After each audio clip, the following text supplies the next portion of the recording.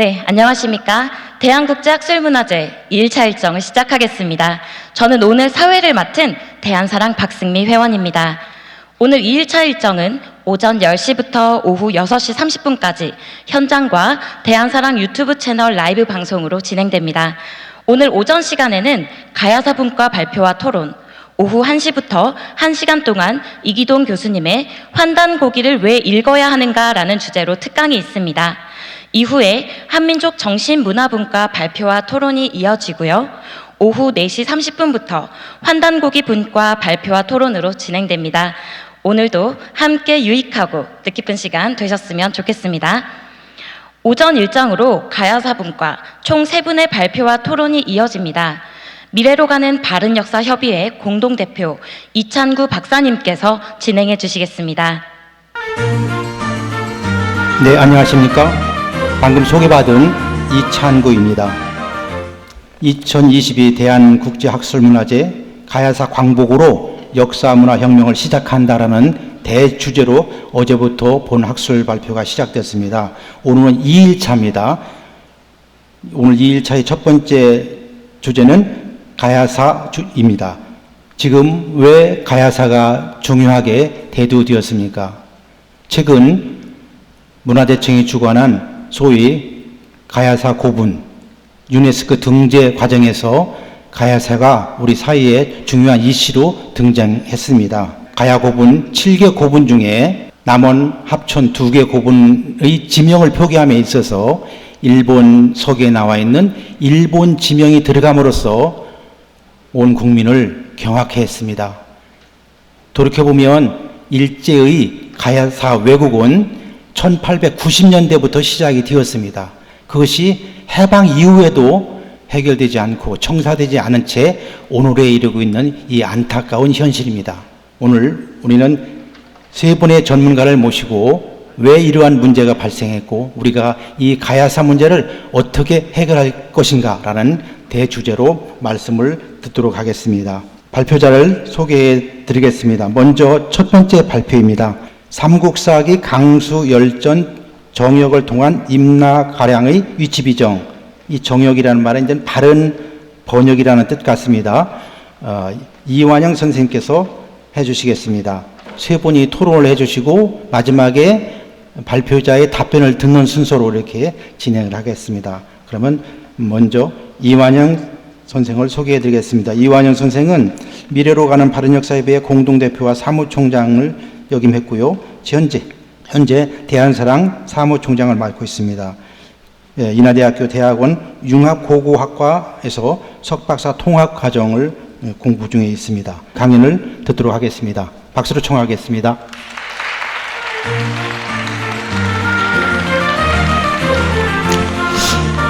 반갑습니다. 인하대학교 대학원 이완영입니다.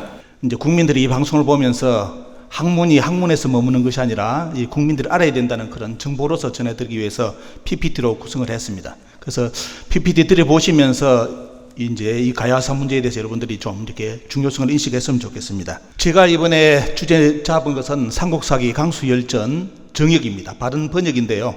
임나가랑의 위치 비정에 대해서 그동안 이제 시민 강좌를 하면서 공부했던 그 자료를 논문으로 이번에 발표를 했습니다.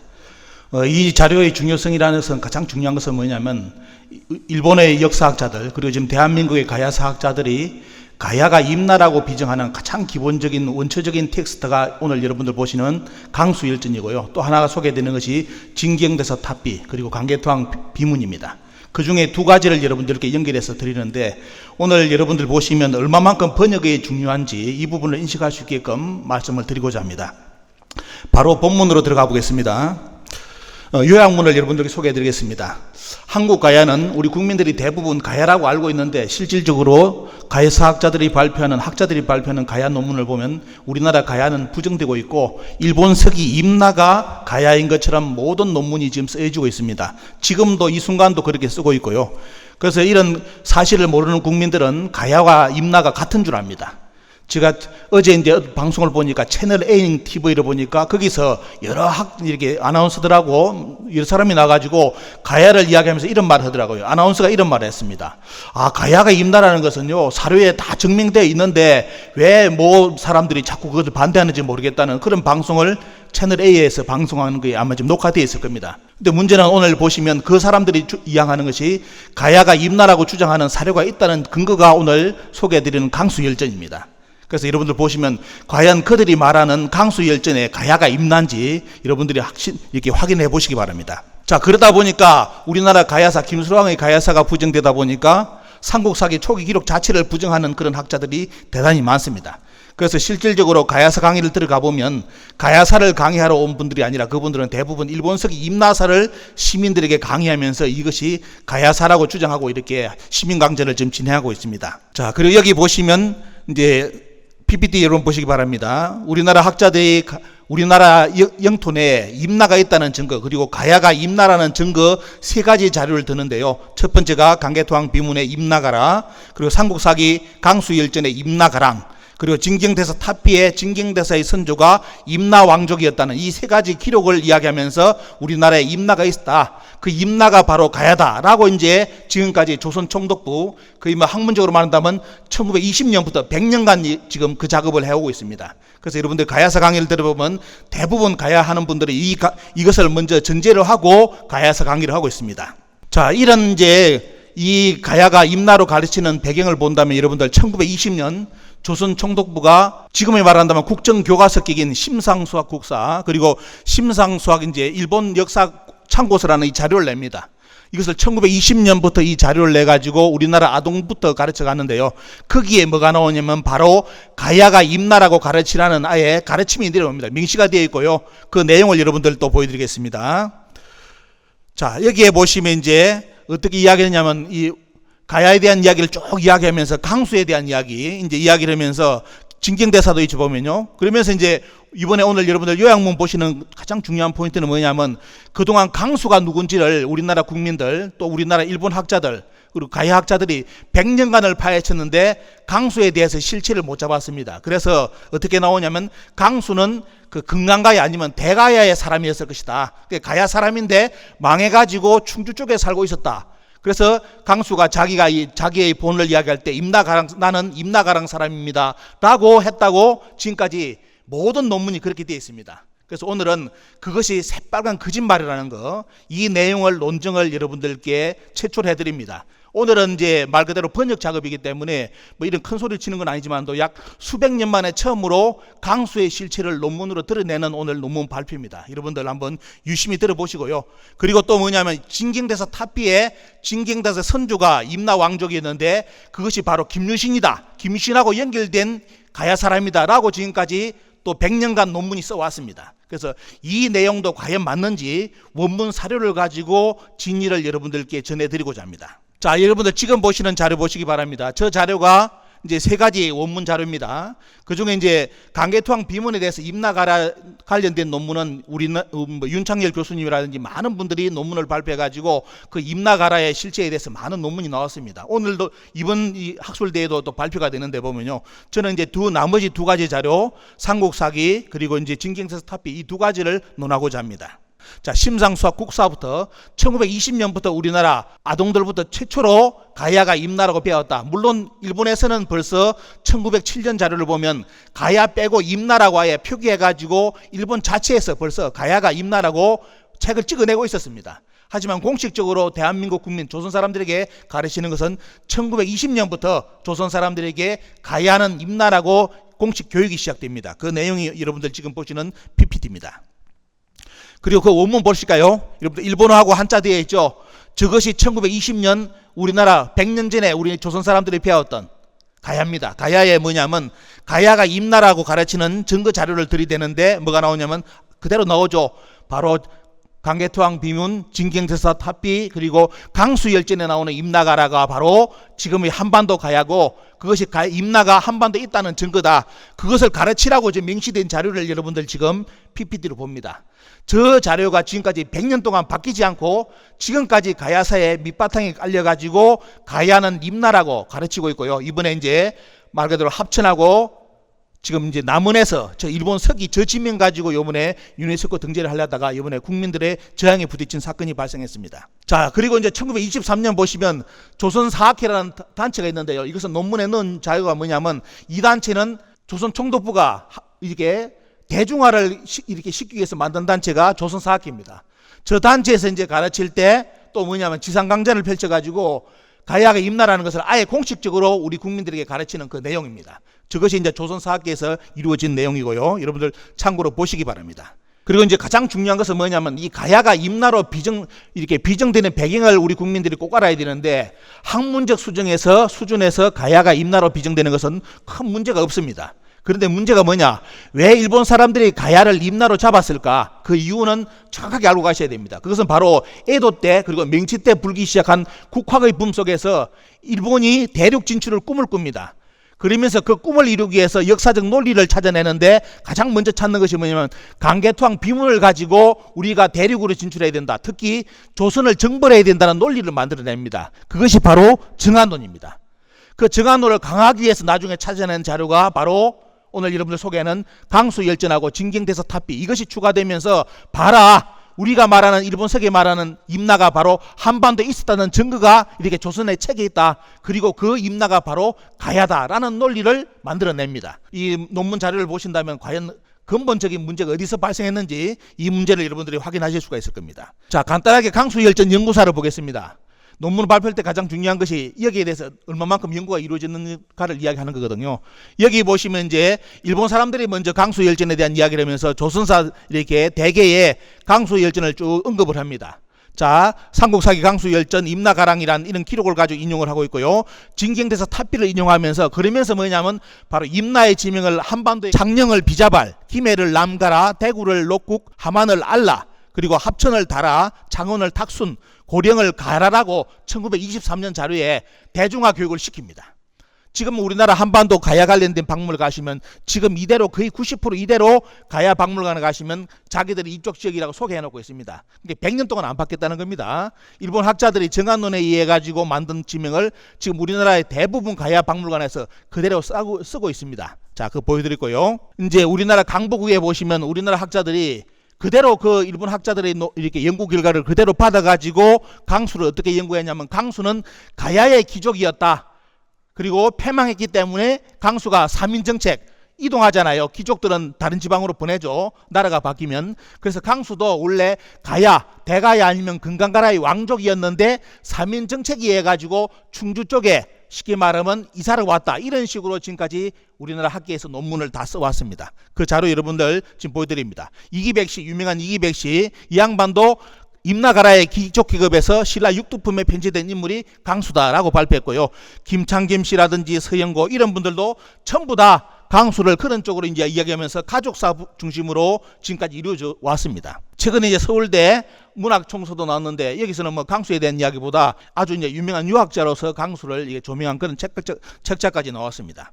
그러다 보니까 실제로 논문이 초기에 요리 쏘이다 보니까 강수의 실체를 지금까지 그냥 암묵적으로 다 이렇게 그냥 넘어왔습니다. 강수가 누군지를 파헤치려는 사람이 아무도 없었습니다. 앞에 선행 논문부터가 뭐냐면 강수는 원래 가야 사람이었고 망한 귀족이다 라는 쪽으로 설정을 해놔버리기 때문에 그 논리 속에서 지금까지 수천 편의 논문이 기록 나오면서 항상 하는 말이 우리나라의 가야가 임나라는 증거가 강수열전이 있다. 이 논리를 우리나라 가야사학자들이 지금까지 다 인용을 해왔다는 겁니다. 자, 여기 보시기 바랍니다. 원문. 여러분들 지금 보시면 삼국사기 원문을 보십니다. 저기서 왕이 나오는데 태종 무열왕 김춘추가 강수를 만나고 뭐냐면 내가 자네를 만난 것이 늦게 만난 것이 한이 된다 하면서 뭘 이야기하느냐면 이게 강수가 어떤 신라의 가장 중요한 문서를 해결해 주는 외교 문서를 해결해 주니까 김춘추가 이제 쉽게 말하면 그 강수를 불러서 칭찬하는 내용입니다. 그러면서 뭘 하냐면 자네 이름이 뭐냐, 자네 성명이 뭐냐를 묻는데 그때 보면 어떻습니까? 강수가 뭐냐면 신, 본, 임나가랑 이 구절 나오죠. 여러분들 한번 볼까요? 빨간 거. 자, 신은 본래 임나가랑입니다. 이름은 우두입니다. 라고 나옵니다. 근데 자, 여기 잘 보셔야 될 게 왕이 성명을 묻습니다.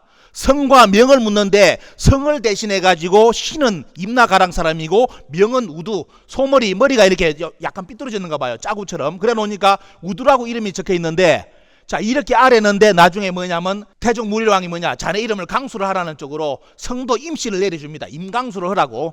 그런데 끝까지 강수는 자기 이름 어떻습니까? 성을 임씨로 쓰지 않습니다. 그 이유를 여러분들 오늘 논문 속에서 보실 겁니다. 자, 원문에 보시면 강수가 본 원래 임나가랑입니다 라고 이렇게 자 언급했죠.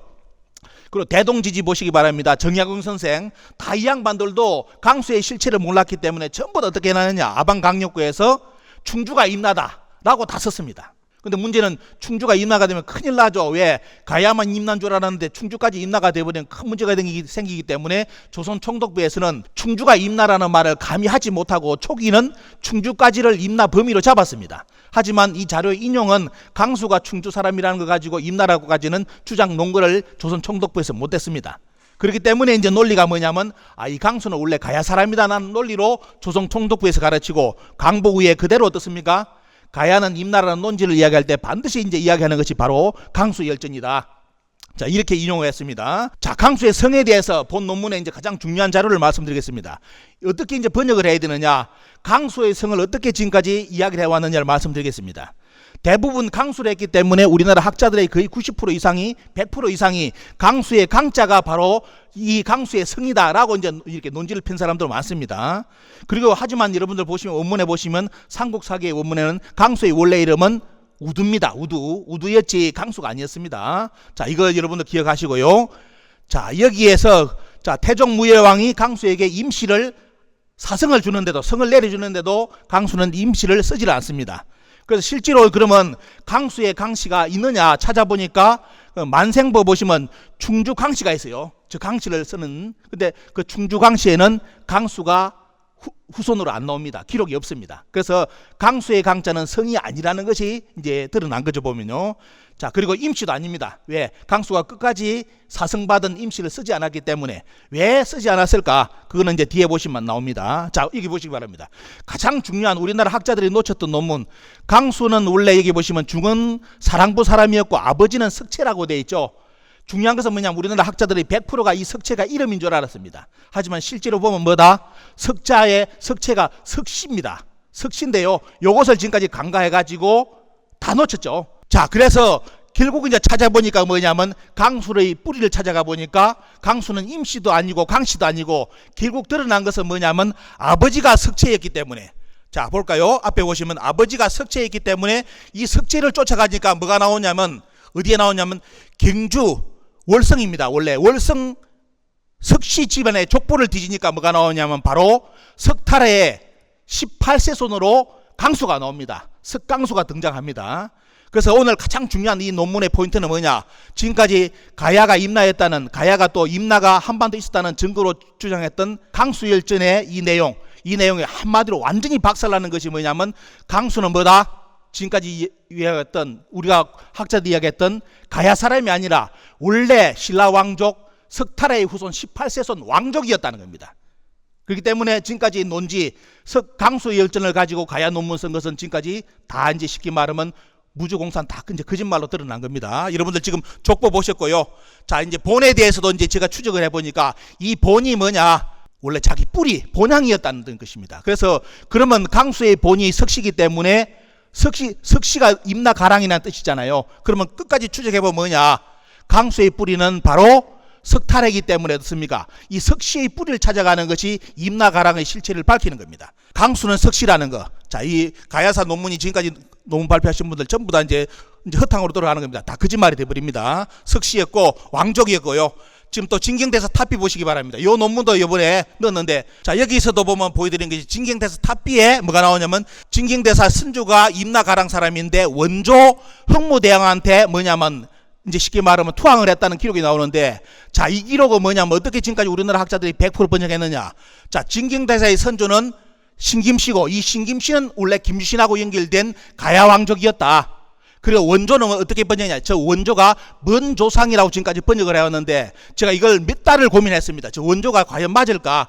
근데 모든 번역이 먼 조상으로 번역했어요. 근데 끝까지 추적하니까 보이는 것이 뭐냐면 이 원조는 먼 조상이라는 번역이 아니라 원조라는 단어 자체가 명사였습니다. 명사였고 어떤 내용이 나오냐? 일본 서기에 보면 그 신뢰가 나오는데 보면요. 여기 보시면 속일본기입니까? 근 40에 보시면 백제의 원조 도무왕 동명성왕이 나옵니다. 저기서 원조에 이렇게 쌓인 원래를 본다면 원조는 뭐죠? 백제의 창업자를 이야기하는 겁니다. 창업자를 쓸 때 원조라는 표현을 쓰고 또 뭐냐면 각 시의 기원을 이야기할 때 원조를 씁니다. 그래서 김일제 아시죠? 우리나라 김씨들의 선조인 일제의 앞에 보시면 여기 보시면 원조 일제가 나오죠. 일제. 먼조상이 아니죠. 바로 일제는 어떻습니까? 김씨 조상이기 때문에 원조라는 언어를 썼습니다. 자, 신뢰가 여기 나와 있고요. 자, 한 명의 신도의 비유를 보시면 저기도 어떻습니까? 원조의 휘다 나오죠. 한 명의 조상에 한 씨의 조상에 원조라는 표현이 나옵니다. 다 명사였습니다. 먼조상이라는 뜻이 아니라 전부 다 원조, 원래 어떤 뿌리라는 뜻입니다. 자, 그리고 또 하나가 뭐냐면 조선시대 종법제도가 실시되면서 원조라는 표현이 나옵니다. 비조, 원조, 태조, 열조, 천조, 고조, 정조, 조, 부 이런 단위에서 원조를 씁니다. 자, 이 진경대사 탑비의 원조도 어떻습니까? 그동안 학자들이 100% 오역했다는 겁니다. 먼 조상이 아니라 원래 창업공신. 그래서 원문대로 들어가 보면 뭐냐면 원래 원문에 보신다면 뭐가 나오겠습니까? 진경대사의 선조 앞에 보겠습니다. 간단하게 여러분들께 여기 보시면 진경대사의 이제 선조 나오는데 보면요. 결국은 저기에 저 원조도 뭐라는 겁니까? 결국은 가야하고 아무 상관이 없는 원래 진경대사가 뜻은 신김씨라는 것은 가야하고는 아무 상관이 없다는 것으로 이번에 논문이 발표되었습니다. 이거 참고로 보시고요. 그리고 이번에 특기해야 될 논문을 여러분들 1분 안에 소개해드린다면 요겁니다. 삼국사기, 삼국유사의 원문을 가지고 그러면 임나가랑의 위치가 어떻게 되느냐를 찾아봤는데 여러분들 여기 보시기 바랍니다. 이게 우리나라 이제 저 국토교통부에서 이제 발표한 내용인데 우리나라의 해류의 흐름입니다. 해류의 흐름에 나오는데 저기에 보면 뭐가 나오냐면 삼국사기 삼국유사의 공이 뭐냐면 이 석탈해가 한반도로 오게 되는 배경을 설명할 때 어디에 나오냐면 바닷물을 따라서 배에 태워가지고 보내는데 금강가야를 지나서 아진표로 갔다는 기록이 나옵니다. 그래서 실제로 이제 여러분들 지금 보시면 그 해류의 흐름에 동그라미 보시기 바랍니다. 자, 석탈해가 어릴 때 어떻습니까? 배에 태워져가 아래에 태어났기 때문에 배에서 태워져 가지고 한반도로 오게 되는데 자, 금강가야하고 아진포를 거칠 수 있는 코스는 여러분들 지금 보시면 대마도 안쪽하고 한반도에 있는 해류를 이용하는 수밖에 없습니다.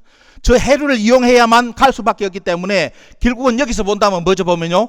삼국사기, 삼국유사에 나오는 기록을 본다면 석탄에는 당연히 뭐에 보면요. 한반도에 있는 그 지명이 아니라는 거. 그죠? 다판화국이란 기록되는 그 기록을 여러분들이 확인할 수 있습니다. 요번에 한 개 추가한 것이 뭐냐면 바로 조선 팔도 그 지도를 여러분들 한번 보시는데 저기에 보시면 자, 석탈의 고향 다판화국이 한반도 밖이죠. 우리가 살고 있는 영역이 아니라 밖에 쉽게 말하면 일본의 열도라든지 이런 쪽에서 다판화국이라 해가지고 표시한 지도가 하나 있어가지고 이번 논문에 넣었습니다. 그래서 결론적으로 말씀드린다면 여러분 논문에 쉽게 논문을 썼기 때문에 읽어보시면 다 이해되실 거고요. 그동안 우리나라 학계에서 가야가 임나라는 증거로 완벽한 증거로 활용했던 이 세 가지 자료 중에 두 가지 강수열전하고 진경대사 탑비에 나오는 임나가랑과 임나가라는 결코 한반도의 가야가 아니었다는 논거를 이번에 들이댔습니다. 그리고 다시 한번 이제 앞으로 이제 과제는 뭐냐? 그 임나가라의 위치를 비정하는 작업. 오늘의 논문을 본다면 절대로 한반도가 아니라 왜 열도에서 그것을 찾아야 된다는 그런 내용으로서 논문을 결론을 지었습니다. 요약은 여기서 마치겠습니다. 감사합니다. 네, 수고하셨습니다. 이완영 선생님께서 아주 새로운 내용의 번역을 해주셨습니다. 그 새로운 번역의 핵심은 강수 열정 가운데서 강수는 다시 해석을 해보니까 석탈의 18세 후손이다. 그 다음에 본이라는 것은 본래가 아니라 본관으로서 임나가랑은 다파라국이다라는 새로운 학설을 내놓았습니다. 그동안 왜곡되어 있던 강수에 대한 새로운 인식을 갖게 해줬습니다. 시간에 쫓겨서 급하게 하셨지만 좀 부족한 부분들은 이따 토론 시간에 보완해 주시면 감사하겠습니다. 이제 두 번째 발표를 듣겠습니다. 오늘 두 번째 발표해 주실 분은 김수지 선생님이십니다. 현재 순천향대 글로벌 한류학과 박사과정에 있습니다. 그동안 저서도 냈습니다. 대비 왕위의 여자 영조와 사도라는 저서가 있었고요. 그 다음에 석사 논문으로는 금관가야 건국세력과 이주세력이라는 제목으로 석사 논문을 발표한 바 있습니다. 세 분은 그야말로 일제의 식민사관으로부터 우리 가야를 지키는 가야사를 지키는 가야의 3인방이다 이렇게 생각이 됩니다. 여러분 박수 좀 부탁드립니다. 그러면 김수지 선생의 스다소키치와 남한 강단 가야 사학계 기내 야마토 중심 사관을 비판하는 내용으로 발표해 주시겠습니다. 김수지 선생의 발표를 박수로 청하겠습니다. 안녕하세요. 김수지라고 합니다. 오늘 여러분들한테 소개시켜드릴 제 논문은 소논문인데요. 스다소키치와 남한 강단 가야사학계 기내 야마토 중심사관 비판 이렇게 부제를 달았는데요. 정확하게 기내 야마토 중심사관이 무엇인지 그리고 그것을 스다소키치가 어떻게 이러한 사관을 만들어냈는지 그리고 스다소키치의 그 사관에 의해서 이걸 스다사학이라고 하는데요. 이 스다사학이 남한과 일본의 그 문헌사학계, 고고학계 전체를 지금까지 완벽하게 장악하고 있다라는 사실을 말씀드리기 위해서 보다 많은 분들이 이 사실을 알았으면 좋겠다라는 의미에서 이 논문을 썼습니다. 스다소키치의 일본 단일민족주의와 기내 야마토의 중심사관, 남한 강단 가야사학계의 기내 야마토의 중심사관, 그리고 이제 기내 야마토의 중심사관과 분국론, 북한학계의 김석형, 조이승 선생님들이 말씀하신 분국론을 비교해서 이 자리에서 말씀드리겠는데요. 요거를 보시면 이게 이제 스다소키치가 한 말이에요. 이 스다소키치가 한 말을 잠깐 읽어보면요. 소위 천송강림 신화에 대해서 황실의 선조가 해외에서 일본으로 도래했다거나 일본 민족과 다른 민족인 천손민족이 일본에 도래해서 토착민족을 정복한 사실을 표현한 것이라는 해석이 있다. 비합리적인 이야기를 합리적인 사실로 해석하려고 했던 태도에 지식인들이 공감했을 것으로 생각되지만 신대기가 원래 본질적으로 비합리적인 것이기 때문에 그것을 일일이 합리적으로 해석하는 것은 학문적인 방법이 아니다. 여러분들 아시다시피 일본 서기의 고사기, 일본 신대기 이렇게 앞에 부분에 나오는 것들은 신화로 구성되어 있습니다. 그래서 청송강림 신화는 황조 아마테라스 오미카미의 손자 니니기노 미코토가 아사하라나 스쿠니를 통치하기 위해서 다카마가하라에서 강림했다는 신화예요. 그러니까 이 신화들의 내용은 기본적으로 일본 열도 밖에서 일본 열도 안으로 들어온 이야기들을 신화들로 구성한 겁니다. 근데 이제 스다소키치가 우리가 알기로 실증사학의 원조다, 실증주의다. 스다소키치는 실증주의를 했다 했죠. 그게 뭐라고 생각하세요, 여러분? 스다소키치의 실증주의는 바로 이겁니다. 신화는 가짜다. 신화를 합리적으로 해석하려고 노력하지 마라.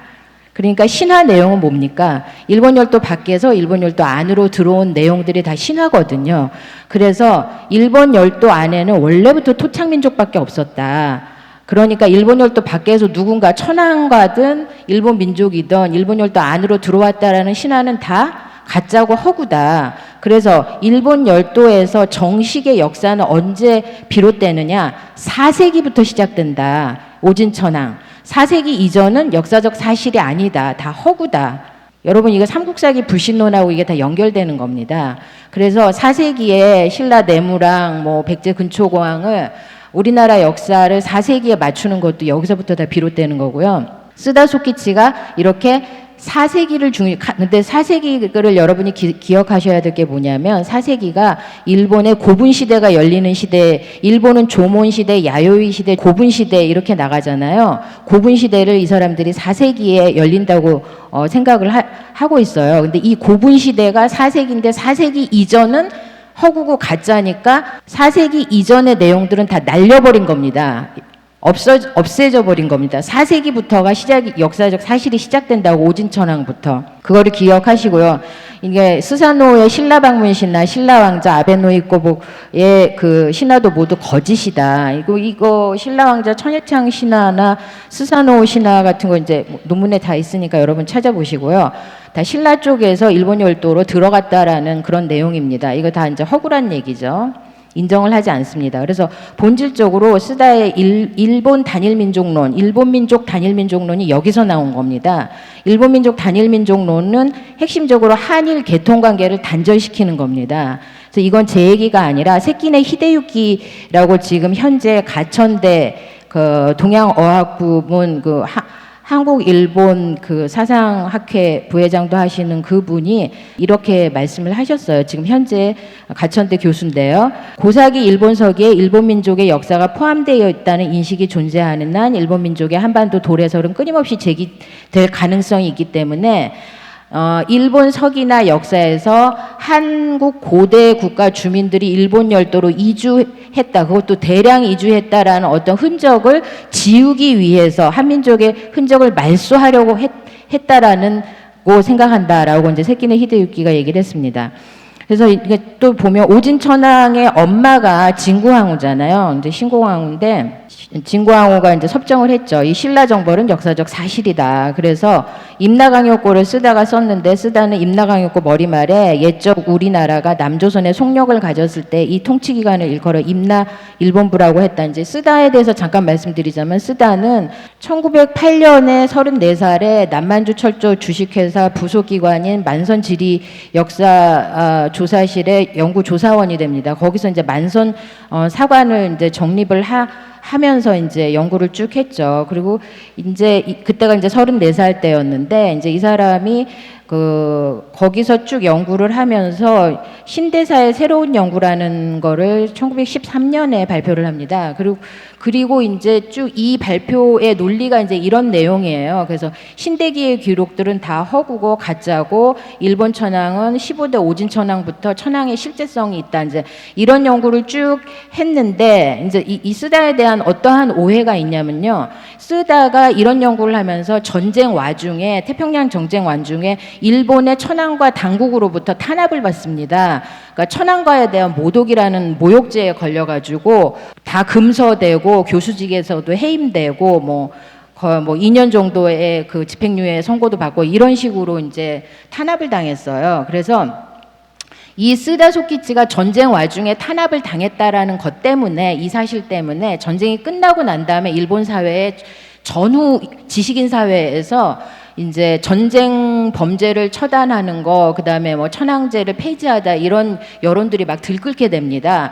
그래서 이게 전쟁 범죄를 그런 와중에 쓰다라는 학자, 그러니까 쓰다라는 학자가 부각이 된 거는 전쟁이 끝나고 나서 전후 사회 질서, 일본 전후 지식인 사회의 질서가 재편되면서 그때 이제 쓰다가 부각이 되거든요. 이 전쟁 중에 일본 천황과로부터 탄압을 받았다. 이게 굉장히 대단히 평가를 많이 받아요. 그래서 마치 이 사람이 황국사관주의자가 아닌 것처럼 천황제를 폐지하자라는 이제 지식인 사회에서 이 사람이 천황제를 반대하고 황국사관을 반대하는 사람인처럼 떠받들어집니다. 그러면서 지식인 사회에서 쓰다가 굉장한 반황국사관주의자로 떠받들어지면서 아주 이렇게 침략주의를 반대한 것처럼 오도되면서 부각이 되면서 쓰다 사학이 실중주의다라고 확립이 되는 그런 과정이 있습니다. 그래서 이거하고 이제 반대되는 게 도리류조의 이제 우리가 알고 있는 동조동군론이 있지 않습니까? 그래서 일본 도리류조는 호남 민족론 주자의 대표론자였는데 동조동군론도 여러분들도 알다시피 한민족과 일본 민족이 조상이 같으니까 이제 일본이 한국을 침략한 것은 같은 민족한테 지배를 받는 거고 그대로 원상복구한 거니까 억울할 필요가 없고 당연한 거다. 이런 식으로 동조동군론이 침략 이론으로 이제 이용이 됐어요. 근데 이제 도리류조는 그 한반도에서 대거 이주민들이 집단적으로 엄청나게 많이 이주해 갔다는 걸 인정하는 학자였는데 이것도 굉장히 침략 이론으로 많이 활용이 됐죠. 그래서 이게 혐오 이론으로 낙인을 찍힙니다.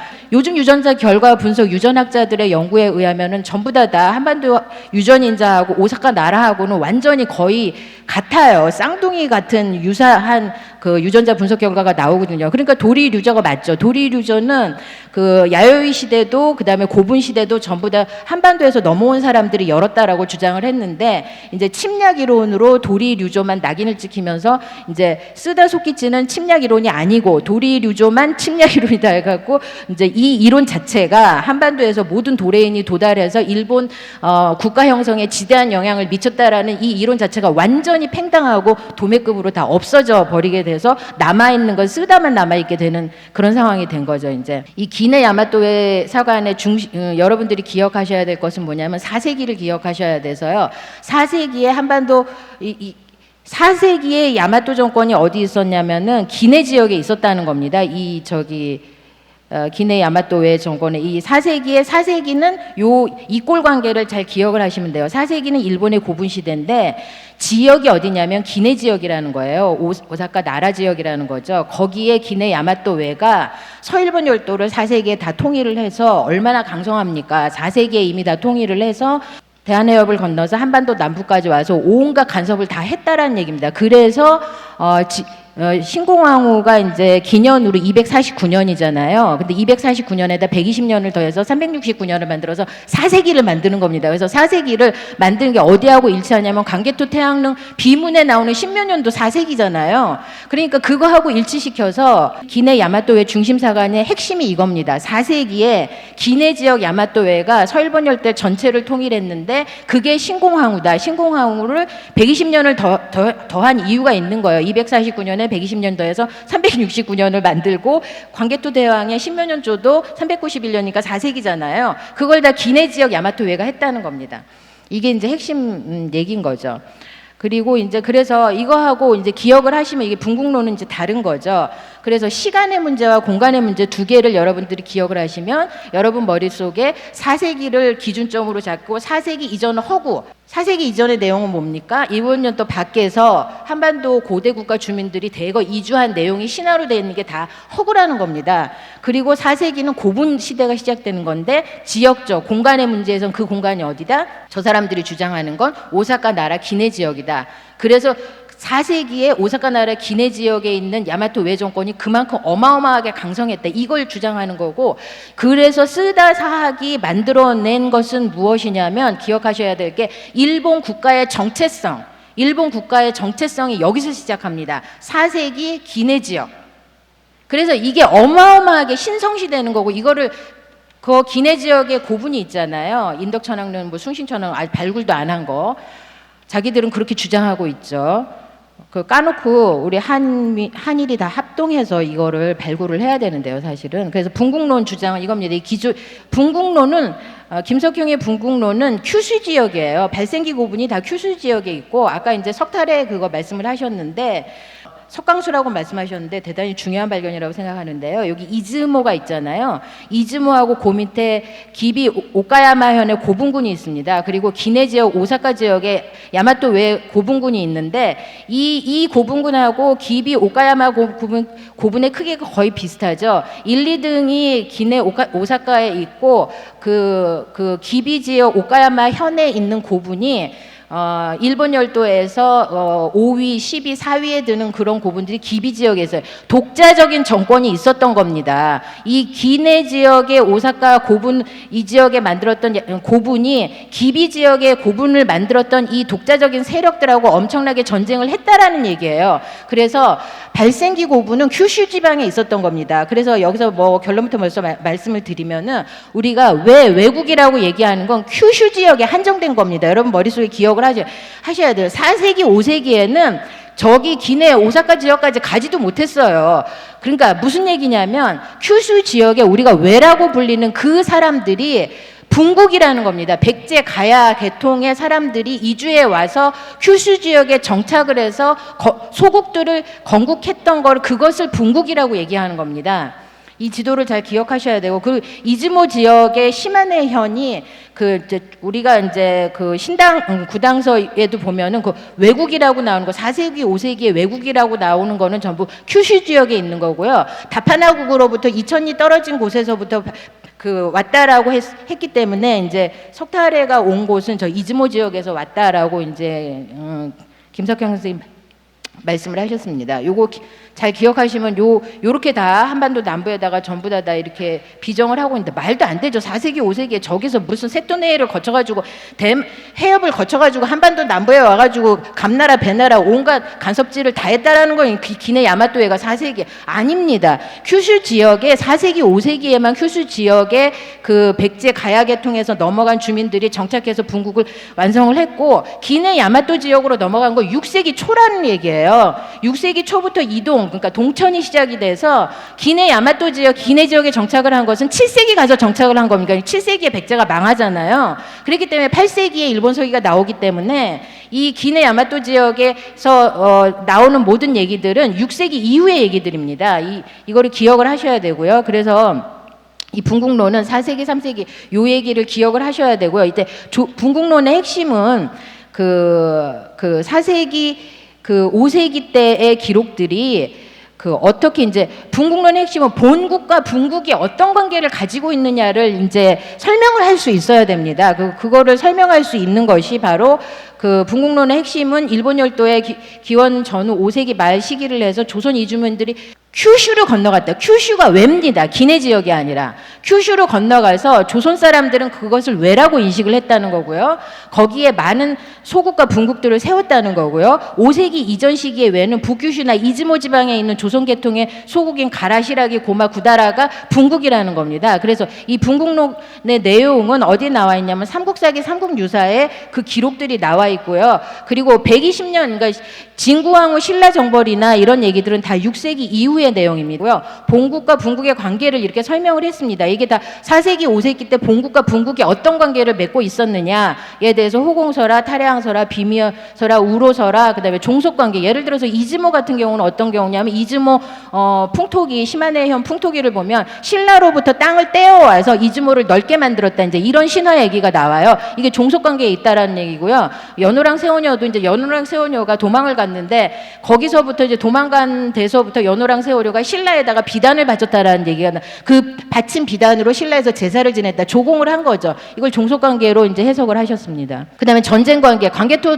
대왕릉 비문에 나오는 외와 삼국사기 신라본기에 신라를 많이 침범하는 외. 이 외는 이제 큐슈에 있는 백제 계통의 소국들이 그게 외라는 거죠. 그 외가 백제 계통의 소국들이 신라를 침공하고 광개토 대왕릉 고구려하고 전쟁도 하고 그랬다는 겁니다. 그래서 김석형의 일본서기 해석은 6세기에 이르러서야 비로소 기내 야마토 정권이 서부 일본 쪽으로 세력을 펼쳐나가려고 했다는 거고요. 그래서 이 지역을 여러분 기비 지역하고 큐슈 지역하고 막 혼동해서 짬뽕 해가지고 모든 거를 다 이렇게 얘기를 하면서 기내 야마토 외 중심으로 모든 걸 설명하는 게 쓰다 사학입니다. 그게 근데 그 쓰다 사학에 맞춰서 문헌사학과 고고학도 다 그거에 맞춰서 해석을 하고 있습니다. 한 가지만 더 말씀드리면 오카야마 기비 지방에 기비시가 있습니다. 기비시. 그러면 기비 이제 임나 일본부에 관련해서 등장하는 인물들이 있습니다. 이 인물들이 웅략기, 개체기, 흡령기에 대략 40~50명들의 인물들이 등장하는데 이 사람들 성씨가 다 기비시입니다. 기비 유게 노조라, 기비 시모츠미, 노미 사카치야 이렇게 기비시죠. 이게 이제 기비 지방에 이제 일족 기비시 일족 70여 명을 야마토 천황이 이제 죽입니다. 잡아 죽여서 이제 어떻게 합니까? 뒷일을 수습을 해야 되잖아요. 거기에 반란 세력들에 대해서. 그래서 거기서 비로소 임나국사를 파견을 해야 된다라는 얘기가 비로소 그때 나옵니다. 그래서 그때 나오는 임나국사 이름이 뭐냐면 기비노 가미츠미츠 노오미 다사입니다. 이게 뭐냐면 기비 지방에 있는 가미츠 지방에 있는 다사 지방에 있는 사람이란 얘기예요. 그러면 기비 지방에 기비시족 70명을 죽였으니까 그 뒷수습을 하려면 그 기비 지방의 지역 사정을 제일 잘 아는 사람을 국사로 보내야 될 거 아니겠습니까? 그게 상식이겠죠. 뒷수습을 해야 되니까. 그래서 기비노 가미츠미치 노오미 다사를 임나국사로 보냈다라는 얘기예요. 그래서 등장하는 인물들이 다 기비시입니다. 근데 이 기비시의 이름들이 지금 기비지방 오카야마현에 그 이름들이 다 남아 있어요. 현재 기비지방에. 그래서 이 유게라는 지명도 남아 있고요. 가미츠미치라는 지명도 남아 있습니다. 그래서 여기 보면은 요 위에 보면은 이제 여기 오구가 신라입니다. 이 오구가 신라라는 거는 속일본기 15권 천평 15년조에도 오구에 신라가 있다라는 얘기가 나와요. 속일본기에도 나오고 기비군서 집성이라는 일본 책에도 나오고 비양국지라는 일본 고문서에도 다 나오는 얘기입니다. 저기 신라가 오구 지방에 신라가 있었다. 그래서 오카야마현 이게 고지도입니다. 오카야마현이 보관하고 있는 고지도를 입수해서 제가 이렇게 좀 그려봤는데요. 오구가 저기 있어요. 옥구에서 어마어마한 물고기가 40~50마리 잡혔다 막 이런 얘기가 나오는데 이 옥구에 우리가 정해져 있죠. 옥구가 있고 그다음에 이쪽 오른쪽으로 뭐가 있습니다. 거기가 기내 야마토 외잖아요. 그러면은 임나는 어디에 있었습니까? 계림의 서남쪽에 있었다고 했잖아요. 저쪽에 있는 겁니다. 그리고 옛날에 이제 고지마 호수가 이렇게 안쪽까지 들어왔었어요. 그래서 북쪽은 바다로 막혀 있다 이렇게 되는 거죠. 그래서 이 임나 관계에서 소나갈지지 얘기가 이제 서기전 33년, 서기전 28년으로 나오는데 이 소나갈지지가 기내 야마토로 갔다가 다시 자기 집으로 돌아가는 와중에 신라한테 이제 선물로 받은 물건을 털립니다. 뺏겨요. 그러니까 그 임나로 돌아가는 기내 야마토에서 임나로 돌아가는 그 와중에 중간에 신라가 있었다는 얘기죠. 그러면 대한민국의 남한하고 위치가 안 맞잖아요. 근데 여기는 위치가 맞습니다. 방향이. 근데 이 얘기는 6세기 이후의 얘기라는 얘기죠. 소나갈지지 얘기도. 그래서 요렇게 이제 기비 지역에 신라, 백제, 고구려 이제 임나가 이제 요 밑에 있다가 이렇게 저는 컸다고 봤고요. 기비 지역에 이제 기문 대사, 이제 기문을 남원이라고 하고 대사를 지금 하동이라고 하는데 그 얘기가 이제 개체 7년에 나오는 이런 얘기, 이제 전쟁에 관한 얘기가 나오는데 한 가지만 말씀드리면 백제 장군 문기가 신라로부터 갔다 이렇게 나옵니다. 이제 이게 개체기 9년에 보면은 물부련은 기내 야마토 외 장군이에요. 물부련이 수군 500명을 거느리고 곧바로 대사강으로 나갔으며 백제 장군 문기는 신라로부터 갔다. 신라를 지나갔다는 얘기예요.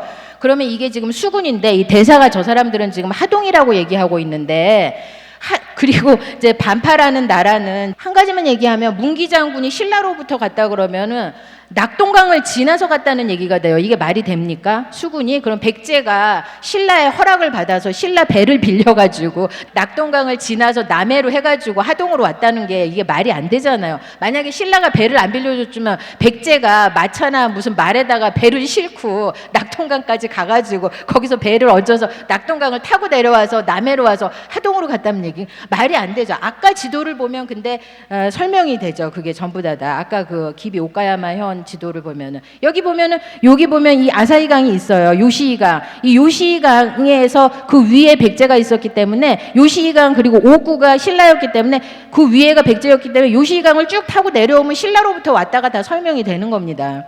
요 뒤에 이제 기문, 구문, 구매난조 보면 여기 보면 유계라고 나왔죠. 아까 제가 그 기비 지방에 그 유계라는 이름이 들어간 사람은 그 유계라는 이름도 여기 그대로 그 지명이 남아 있습니다. 그러니까 흠명기 개책이 임나에 관련돼 있는 그러한 임나 국사에 관련돼 있는 등장인물 40-50명이 기비시로 시작하는데 그 사람들의 인명이 곧 지명인데 그 지명이 아직도 일본에 남아 있다. 우리나라에는 없죠. 그래서 이제 연민수를 보면요. 이게 쓰다 사학, 제가 쓰다 디폴트 값이라고 해놨는데요. 기억을 하시면 됩니다. 4세기 이전은 허구다. 4세기 고분 시대부터 역사적 사실이다가 쓰다 사학인데 이게 연민수 논문입니다. 연민수 논문에 보면은 일본 서기 중에 역사적으로 복원이 가능한 시기는 신공기 이후다. 이게 쓰다 얘기죠. 복사 붙이기 한 겁니다. 근데 일본 서기에 있는 신공기는 역사 시대의 사실을 말해주는 사료로서 이렇게 쭉 얘기를 하죠. 일본 서기 이제 백제 주체 이게 이제 이 사람들 얘기는 일본 서기를 백제가 썼기 때문에 한반도 남부에 와서 위치 지명을 해도 비정을 해도 다 괜찮다. 왜 백제가 썼습니까? 자기 혼자 뇌피셜이죠. 쓰다 사학에 대한 물타기 변명용으로 굉장히 위험한 이론입니다. 백제가 썼기 때문에 일본 서기는 백제가 썼기 때문에 다 용서가 되는 거고 아무렇지도 않다. 한반도 남부의 위치 비정에도 전혀 관계가 없다. 자기들 혼자 이제 변명하려고 그렇게 한 거예요. 일본의 쓰다 사학의 그 일본 학자들은 또 이런 얘기를 물론 일부 하는 사람들도 있지만 그렇게 주류가 아니죠, 당연히. 우리나라 이제 일본 남한이 쌍둥이인데. 이제 남한 입장에서는 이런 얘기를 할 수밖에 없는 거죠.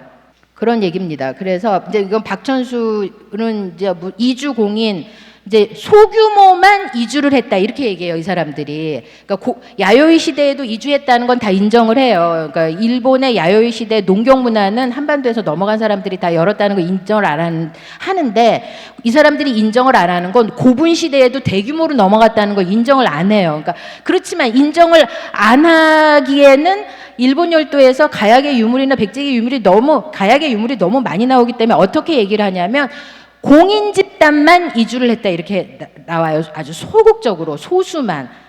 넘어갔다 이제 이렇게 얘기를 합니다. 그래서 이거에 대해서 세키네 히데유기가 또 비판을 했습니다. 도레이는 어디까지나 상호 교류의 매개자로만 파악되고 있을 뿐 인류학자가 제기한 긴키지방 대규모 도래에 대한 해답을 주지 못하고 있는 실정이다. 인류학자들은 이건 일본 도쿄 대학 인류학자가 이미 다 그 유전자 인류학으로 증명을 해낸 거예요. 그러니까 왜냐하면 1700년 전에 소규모로만 갔다면 지금까지 이렇게 유전자 유사성이 1위로 제일 높은 거로 나타날 수가 없는 거죠. 소규모로만 갔다면. 그러니까 대규모로 간 거에 대해서는 이 이론은 설명이 안 되는 거죠. 소규모 공인 집단만 이주했다라는 것은요. 기내 야마토의 중심 사학과는 쓰다 사학이고요. 분국로는 반쓰다 사학입니다. 그래서 쓰다 소키치는 일본 단일 민족주의, 그리고 이제 천송강림 신화, 한반도 고대 국가 주민들이 일본 열도 이주를 암시하는 신화들은 다 가짜다. 그래서 한일 개통 관계를 단절을 하고 4세기부터 역사적 사실이다. 그다음에 그것은 고분 시대다. 그리고 그 고분은 기내 야마토, 기내 지역에서 시작됐다. 이것은 일본 국가의 정체성이 여기서부터 시작된 거다. 이런 얘기죠. 물타기는 주의하셔야 돼요. 이 일본 서기를 다 백제가 썼기 때문에 괜찮다라고 이 사람들은 주장하고 있는데요. 그건 변명이라고 보고요, 저는. 그리고 분국론의 김석형 선생님이 쓴 것은 5세기 말까지 조선 야요의 고분 시대 모든 각 시대를 전부 조선 이주민들이 열었다라는 거죠. 대량 집단 이주민들이 분국을 세웠다. 그리고 일본 열도로 건너간 초기 조선 이주민들이 세운 소국들은 조선에서는 외라고 불렀는데 그 외는 북규슈 이즈모 지방에 있었던 조선 계통 소국 가라시라기 고마 구다라, 그 백제 계통의 외가 거기 있었다라는 얘기죠. 6세기 이후에는 기내 지역의 오카야마 현 계통의 이제 일본 서기에 나타난, 일본 서기에 보면은 이 얘기를 아셔야 돼요. 야마토 외에 조공을 바칩니다. 고구려 백제 신라가 사대하고 조공 바치고 머리를 조아리고 천황한테 가서 뭐 좀 해달라고 부탁하고 막 이런 얘기가 일본 서기에 많이 나옵니다. 개체기 흠명기가 다 근데 그런 얘기인데. 그게 뭐냐면 6세기 이후에 기비 지역에 있던 신라 계통 소국들이 그 기내 지역 야마토 외가 이제 가야 백제에 의해서 장악당하면서 고기 기비 이즈모 기비 지역에 있던 신라 계통이 그 기내 야마토 외한테 이제 복속돼 가는 과정을 나타낸 게 일본 서기에 나와 있는 내용이다. 이제 이렇게 보셨습니다. 네, 이상입니다. 네, 김수지 선생님 수고하셨습니다. 스다 소키치와 남한 강단 가야 사학계라는 주제로 말씀을 해주셨습니다. 아시는 것처럼 이 쓰다는 그야말로 우리 한국 역사 파괴의 괴수라 이렇게 제가 표현할 수가 있겠습니다. 이 쓰다는 한사군을 압록강으로 비정했고 뭐 가야 임나나 말할 것도 없이 우리 한국사의 한국 역사계를 좀 암적 존재를 만드는 한사군설과 임나 일보무설을 구축했을 뿐만 아니라 한 걸음 나아가서 야마토 외 중심의 4세기 그 중심사관을 제시함으로써 4세기 이전의 우리 삼국 역사, 사국 역사까지도 불신하게 만드는 우리 한국사 파괴의 주범입니다. 지금 한국사에는 이 한사군설과 임나 일본무설 이 두 가지 학설이 우리 사회를 괴롭히는 그야말로 악의 축입니다. 이 악의 축을 사실은 우리가 해방 이후 80년이 지난 오늘까지도 뽑아내지 못하고 있는 이 현실 너무나 안타깝습니다. 오늘 이러한 우리 가야 분과위원회 이런 발표들이 정말 남한 강단 사학계 강단이라는 말을 붙여주기가 부끄러운 오늘 현실입니다. 우리 남한 강단 사학계의 맹성을 촉구합니다.